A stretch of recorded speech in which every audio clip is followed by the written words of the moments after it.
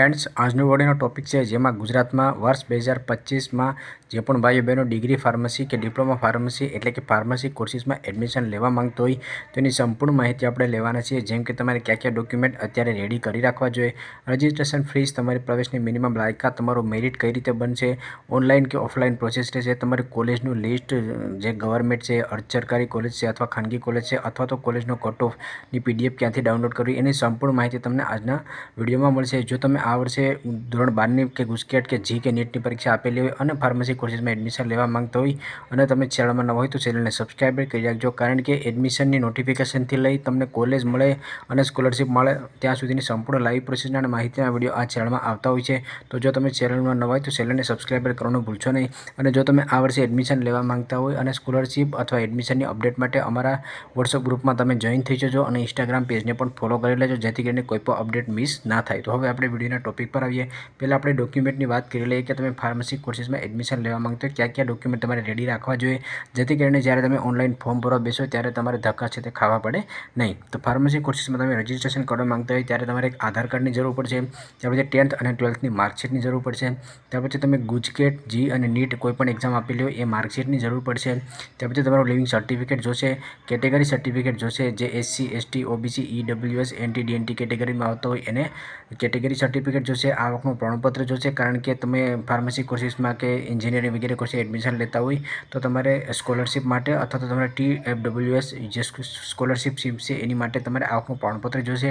ત્યાર પછી SC, ST candidate હોય તો એને ફ્રી સિપ કાર્ડ છે એ પણ લાગુ પડશે અને ફોટો અને સિગ્નેચર છે, આટલા ડોક્યુમેન્ટ છે એ તમારે ઓનલાઈન અપલોડ સાથે કરવાના હોય છે। ફ્રી સિપ કાર્ડ છે એના પર પણ મેં ઓલરેડી વિડીયો બનાવેલો છે અને TFWS છે એના પર મેં સ્પેશિયલ વિડીયો બનાવેલો છે જે તમને પ્લેલિસ્ટમાં મળી જશે। ફાર્મસી કોર્સિસમાં તમે એડમિશન લેતા હોય તો જે વિદ્યાર્થીઓ ડી ફાર્મમાં એડમિશન લેતા હોય એ 2 વર્ષનો કોર્સ રહેશે અને બી ફાર્મ એટલે કે ડિગ્રી ફાર્મસીમાં લેતા હોય તો એ તમારે 4 વર્ષનો કોર્સ છે તે રહેતો હોય છે। ત્યાર પછી ફાર્મસીમાં એડમિશન લેતા હોય તો તમારી મિનિમમ લાયકાત શું રહેશે, તો જે પણ વિદ્યાર્થીઓ ફાર્મસીમાં એડમિશન લેવા માંગતા હોય તો એમાં ACPC દ્વારા તમારું જે ધોરણ 12 તમે પાસ આઉટ કરેલું છે એ બોર્ડ અને ગુજકેટનું જે માર્ક છે એના આધારે તમારું બધા બોર્ડનું વિદ્યાર્થીઓની એક જ કોમન મેરિટ લિસ્ટ છે તે બનાવવામાં આવે છે, જેમાં તમારા મેરિટ માર્ક છે એ ધોરણ 12ના PCM અથવા તો PCBની થિયરી પીઆરના તમારે જે પણ 50% થતા હોય એ અને ગુજકેટ પીઆરના જે પણ 50% થતા હોય એ બંનેના કમ્બાઈન કરીને તમારું મેરિટ છે તે બનાવવામાં આવે છે। સરકારી અને જે ગ્રાન્ટેડ એટલે કે અર્ધ સરકારી કોલેજો છે એમાં ઓલ ઇન્ડિયા કોટાની 5% બેઠકોમાં ACPC દ્વારા જી પેપર 1 અને નીટના જે એક્ઝામ આપેલી છે આ વર્ષે એના આધારે તમારું મેરિટ છે બનાવવામાં આવે છે। બાકી જે સરકારી અને અર્ધ સરકારી કોલેજો છે એની જે 95% સીટો છે એમાં ગુજકેટના આધારે તમારું મેરિટ લિસ્ટ છે તે બનાવવામાં આવશે। ફાર્મસી કોર્સમાં તમે રજિસ્ટ્રેશન કરશો ત્યારે તમારે ₹350 ઓનલાઈન જ ફી છે તે કરવાની હોય છે। જ્યારે આ રજિસ્ટ્રેશન પ્રોસેસ ચાલુ થશે ત્યારે તમારું રજિસ્ટ્રેશનથી લઈ અને કોલેજ સ્કોલરશિપ સુધીના સંપૂર્ણ વિડીયો આવતા રહેશે। તો ચેનલમાં તમે નવા હોય તો ચેનલને સબસ્ક્રાઈબ કરવાનું ભૂલશો નહીં, જેથી કરીને તમામ અપડેટ તમને મળતી રહે। ફાર્મસી કોર્સમાં એડમિશન લેવા માટે સરકારી અને ખાનગી કોલેજ માટે ફોર્મ તમારે ક્યાંથી ભરવાનું હોય છે, તો ફોર્મ તમે તમારા ઘેર બેઠા મોબાઈલ કે કમ્પ્યુટરની મદદથી ભરી શકો છો અને તમારે ફોર્મ કઈ રીતે ભરવું જોઈએ મિસ્ટેક વગર એના પર હું ઓલરેડી એક લાઈવ પ્રોસેસનો વિડીયો પણ બનાવી દઈશ અને સંપૂર્ણ વિડીયો પણ ચેનલમાં આવતા રહેશે। ડેઇલી અગત્યના અપડેટ માટે વોટ્સઅપ ગ્રુપમાં અને ઇન્સ્ટાગ્રામ પેજને પણ ફોલો કરવાનું ભૂલશો નહીં।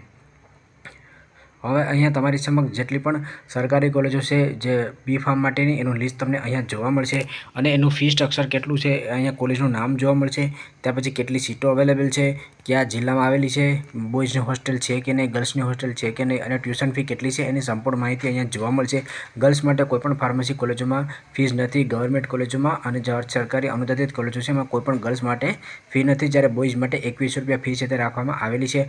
આ જે કોલેજ લિસ્ટ છે એ તમે સ્ક્રીનશોટ લઈ શકો છો અથવા વેબસાઇટમાં જઈને PDF ક્યાંથી આ તમારે મેળવી એ પણ હું તમને બતાવીશ। અહીંયા ફક્ત મેં બતાવેલી છે સરકારી અને અર્ધ સરકારી કોલેજો છે, ખાનગી કોલેજો છે એની PDF તમે ડાઉનલોડ કરીને જોઈ શકો છો।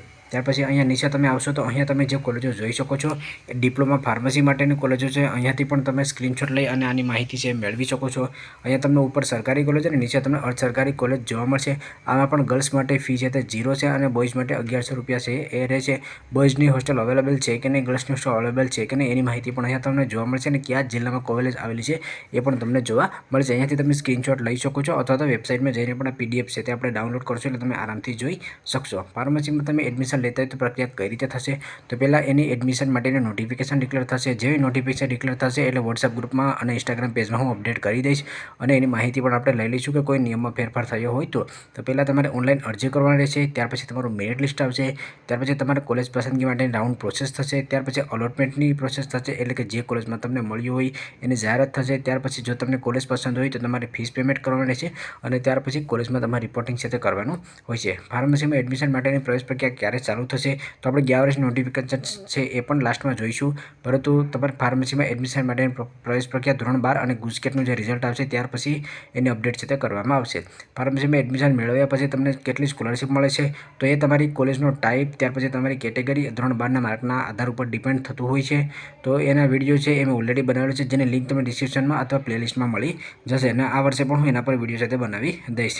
અને જે સંપૂર્ણ અપડેટ છે તમને અમારી વેબસાઇટમાં, અમારી યુટ્યુબ ચેનલમાં, વોટ્સએપ અને ઇન્સ્ટાગ્રામ પેજમાં મળતી રહેશે. હવે આ નીચે આવશો તો અહીંયા ગયા વર્ષની તમને નોટિફિકેશન જોવા મળશે કે ગયા વર્ષે ફોર્મ ભરવાની પ્રોસેસ ક્યારે ચાલુ કરવામાં આવી હતી. તો ગયા વર્ષે આની જે જાહેરાત છે એ 9 એપ્રિલના દિવસે એની એડવર્ટાઇઝમેન્ટ છે ન્યૂઝપેપરમાં કરી દેવામાં આવી હતી અને ફોર્મ ભરવાની જે પ્રોસેસ છે તમારી 9/4થી જ ચાલુ થઈ ગઈ હતી. એટલે કે 9 એપ્રિલથી તમારી ફોર્મ ભરવાની જાહેરાત છે તે કરી દેવામાં આવી હતી. આમાં પણ ઘણીવાર તારીખ છે તે લંબાવવામાં આવતી હોય છે, પરંતુ ગયા વર્ષનું નોટિફિકેશન છે એ 9 એપ્રિલના દિવસે ડિક્લેર સાથે કરી દેવામાં આવી હતી. બીજો હવે વેબસાઇટમાં જઈ અને પીડીએફ તમારે ડાઉનલોડ ક્યાંથી કરવી, કટઓફની પીડીએફ ક્યાંથી ડાઉનલોડ કરવી એ આપણે જોઈએ. ડિસ્ક્રિપ્શનમાં તમને વોટ્સએપ અને ઇન્સ્ટાગ્રામ પેજની લિંક મળશે. નીચે તમને વેબસાઇટની લિંક પણ મળશે.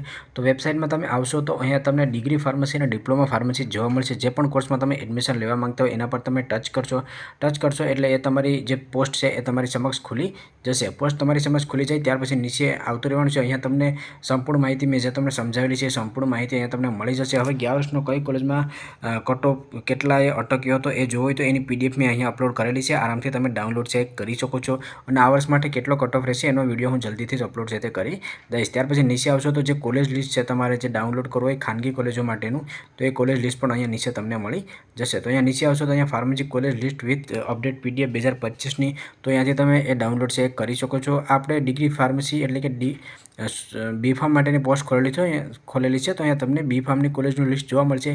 તમે ડિપ્લોમા ફાર્મસી માટેનું ડી ફાર્મ માટેની પોસ્ટ ખોલશો તમને અહીંયા ત્યાં ડી ફાર્મ કોલેજોનું લિસ્ટ છે તે જોવા મળશે. જે ગવર્મેન્ટ કોલેજ હશે એની માહિતી પણ અહીંયા તમને મળી જશે. ત્યાર પછી નીચે આવશો તો અહીંયા તમને ઓફિશિયલ વેબસાઇટની લિંક જોવા મળશે. એના પર તમે ક્લિક કરશો તો તમે એસીપીસીની ઓફિશિયલ વેબસાઇટમાં જશો. અહીંયા તમે આવશો તો અહીંયાથી તમારે જે ફાર્મસી કોર્સીસ છે એની સંપૂર્ણ માહિતી તમને મળી જશે. નીચે આવશો તો ડિગ્રી અને ડિપ્લોમા ફાર્મસીની તમને લિંક જોવા મળશે. અહીંયા જ તમારી સંપૂર્ણ અપડેટ છે જે એડમિશન રિલેટેડ એ આવતી રહેશે અને આના આધારે જ હું તમને માહિતી છે તે આપતો રહીશ. તો અહીંયાથી પણ તમે સંપૂર્ણ માહિતી છે મેળવી શકો છો. તો આશા કરું કે આ વિડીયો છે તમને પસંદ આવ્યો હોય. જો પસંદ આવ્યો તો લાઇક કરજો અને ચેનલમાં ન હોય તો ચેનલને સબસ્ક્રાઈબ કરવાનું ભૂલશો નહીં.